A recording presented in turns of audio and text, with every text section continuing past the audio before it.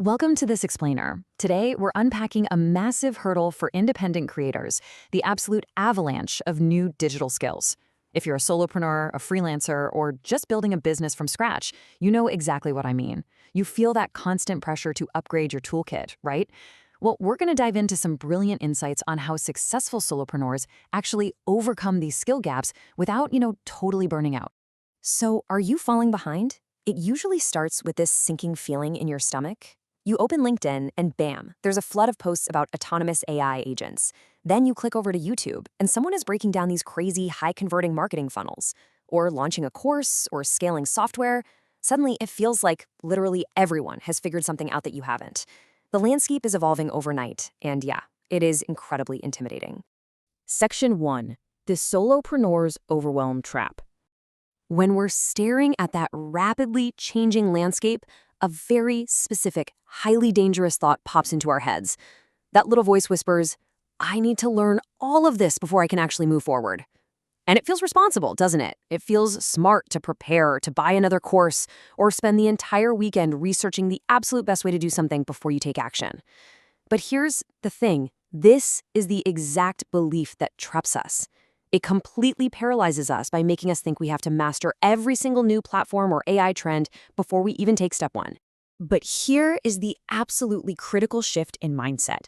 You see, the most successful creators out there, they don't learn everything. They don't have all the answers. And honestly, they aren't necessarily the smartest people in the room either. Instead, they make this crucial growth distinction. They focus strictly on acquiring the next necessary skill to overcome their immediate obstacle. Nothing more, nothing less. They have this amazing willingness to just begin way before they actually feel fully ready. Section 2. Finding your next true skill. Now, we often completely misdiagnose our problems because, let's be real, it's so much easier to chase what's shiny and exciting instead of what's actually necessary. Think about it. If your content isn't reaching people, you might be tempted to go learn a bunch of advanced product design skills. But actually, the real bottleneck? That's distribution. Or if people are reading your stuff but no one is buying, you absolutely do not need to spend 3 weeks building a crazy new Notion productivity system. You need to learn sales and positioning.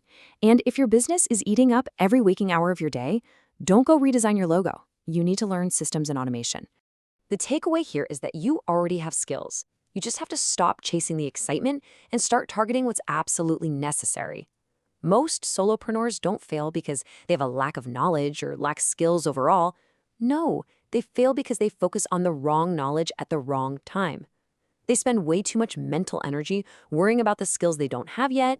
Section 3. The 5-step growth framework. Look, bridging a skill gap isn't about going back to school for a 4-year degree. Nobody has time for that. It's really about a tight, fast loop. You diagnose, learn a little bit, build, embrace the mess, and then make it a habit. So let's break these 5 steps down one by one. For step 1, finding the real bottleneck, you must aggressively isolate the single hurdle that's stopping you today. Not a hurdle you're going to face next year, not some vague someday problem. Right now, you really need to ask yourself this question directly, right to the core of your business. What is the one thing preventing progress right this minute? That is the only skill worth pursuing today. Everything else, just let it wait. Okay, moving to step 2. Learning just enough to start. Now, this is where perfectionists really struggle. We always want complete understanding before we take any action at all. But we have to shatter this illusion that business somehow rewards preparation more than execution. Because honestly, it doesn't. You absolutely do not need complete mastery to begin. You just need competence. You need enough knowledge to make an informed first attempt. Once you have that bare minimum, you start. The marketplace itself will step in and teach you the rest. And that leads right into step 3, which might actually be the most important lesson of the whole bunch. Never, ever separate learning from doing. The absolute fastest learning happens inside real projects. If you want to learn writing, well, write publicly while you learn. Sell your product while you are actively learning sales techniques. Build your site while learning the tech. You see, the exact moment your work touches reality, you get feedback. And trust me, real-world feedback is a far better teacher than theory is ever going to be. Section 4. Embracing the beginner's discomfort. Let's be honest, nobody enjoys this stage. We all secretly want our very first attempt to look like some massive Fortune 500 launch, right? We want immediate competence and absolute confidence before we act. but life just doesn't work that way. We have to remember that growth requires temporary discomfort. Every single successful entrepreneur you look up to once launched something that was completely imperfect. Every creator has published work they would totally cringe at today. The only difference is they kept going anyway. Finally, step 5 is about building a learning habit. It's about treating adaptation as a sustainable lifestyle rather than some giant, overwhelming project. See, a lot of solopreneurs treat learning as a massive, once-a-year event. They sit down and ask, what do I need to learn this year? But that's just way too big. Instead, try shrinking the timeline. Ask yourself, what one skill will I improve during the next 30 days?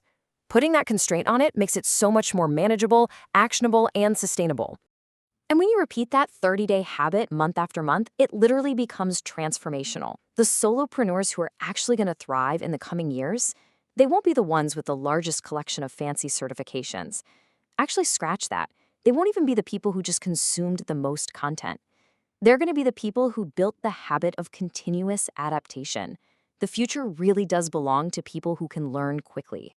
Because the real competitive advantage in modern business isn't about knowing everything. It's knowing how to acquire what you need, exactly when you need it, over and over again. It's a simple loop. You identify a gap, you learn just enough to get started, you apply it immediately to a real project, you improve continuously based on the feedback, and then you repeat the whole shebang. That right there is the meta skill, the skill behind every other skill.